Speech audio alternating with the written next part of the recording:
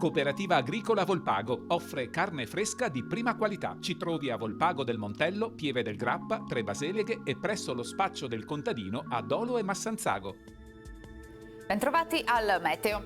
L'alta pressione abbraccia l'Italia, bel tempo e clima mite. Ci sono buone probabilità che il mese in corso possa classificarsi come l'ottobre più caldo di sempre per l'Europa. Vediamo insieme il dettaglio. Sul Veneto non sono attese precipitazioni. La caratteristica principale sarà la presenza di foschie e nebbie in pianura e nelle valli di mattina.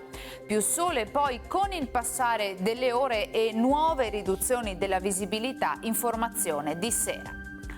Temperature senza particolari variazioni, minime tra 8 e 15 gradi, massime invece comprese tra i 20 e i 23 gradi. Spostiamoci ora sul Friuli Venezia Giulia.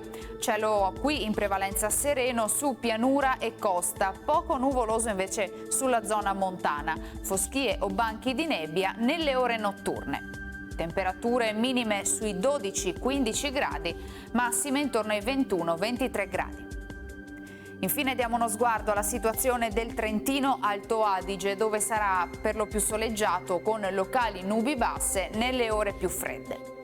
Temperature minime intorno ai 9 gradi, massime sui 22 all'incirca. Dal meteo per ora è tutto, vi auguro un buon proseguimento in nostra compagnia.